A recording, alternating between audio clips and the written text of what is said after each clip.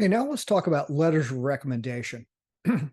What I've listed for you here are the topics that are commonly asked for by graduate programs.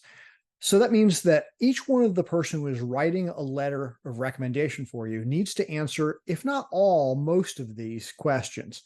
What happens is that you will list all of your letter writers, everyone who's going to be a recommender, and then those people will be sent a link, and then we go on that link, and we usually will have a series of questions, and sometimes they'll actually be questions like this. They'll say rate their level of intelligence, and so it will say, top 5%, next 10%, next 25%, and so on.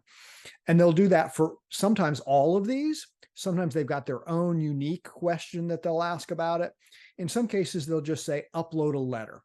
But these are the basic areas that we need to cover when we're writing a letter for you.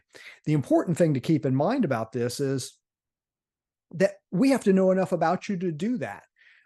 So if you've just been in a class with someone once, even if you got an A in that class, that person can't tell much about you. They can write a brief letter saying that they were in my class, they got an A, they were, on time to class, they never missed class. They could make some statements along those lines, but they wouldn't know anything about your overall intelligence or creativity or motivation or professionalism. How well do you interact with other people? What are your strengths and weaknesses? Have you been well trained for the graduate program? They simply aren't going to be able to say that.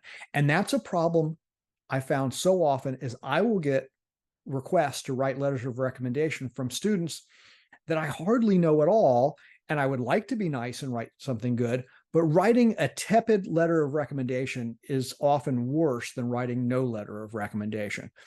In fact, you're probably better off getting a letter of recommendation from someone outside the field of psychology or social work or counseling that knows you well than just go with a bunch of people who kind of have had you in a class or so. So for example, I may have a class where it has 100 people in it, and I may know who that person is who's asked me for a letter because they sat up front and maybe they ask a question, but I can't really answer a whole lot of questions about them and their background and who they are and whether they're a leader and whether they have good experience. Yes, you could send me your resume, but it's nice for me to know that a little bit better. That's why it's important that you take, classes that are multiple classes with someone and get to know a professor well. And I'm going to talk a little bit about more how you get good letters of recommendation. But just look over this and see the number of things that we're having to cover in every letter. And we have to know you well enough to do that. One thing that all of them have are going to be something about this ranking in comparison to others and a recommendation for graduate school. Do you highly recommend, recommend without reservations? Do you just recommend? Do you not recommend? Do you recommend with reservations? There's a whole host of possibilities in there. I won't write a letter for someone unless I highly recommend or recommend them. Because why get a letter from someone that says, I don't recommend you? And so you don't want that letter. And I'm going to tell you, I don't want to write that letter for you. And I will tell you why. Not everybody will, but I will always tell you why. And we'll talk about how to get those good ones in just a second. The ranking, the tough thing about the ranking is who are you comparing it to? Sometimes the program will say, tell us who you're comparing them to. In other words, are you comparing them to all undergraduates? Are you comparing them to, graduate students? Are you comparing them to, other people that you've worked with who've applied for graduate school?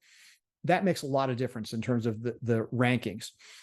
And what this really ends up meaning, like top 2% or top 5%, just means these are really great people. Because think about it, top 2%, that's hard to figure out what the top 2% is. Let's assume it's comparison for all the people that I've written letters of recommendation for graduate school to. Okay, so that's our group. Well, that might be 10 a year, maybe on a big year. So for the last 10 years, that would be 100 people. That means that has to be the top 2 people to be the top 2%.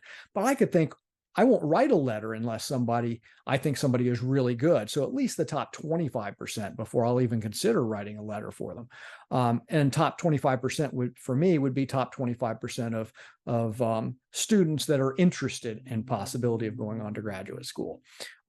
So again, these numbers don't really end up meaning that. They just end up meaning, do I really think this person is really great, has great training and everything? And so we put these numbers in there. But keep in mind, every program asks for some sort of a ranking in comparison to others. So you've got to have all of these things covered before you're going to ask somebody for a letter of recommendation.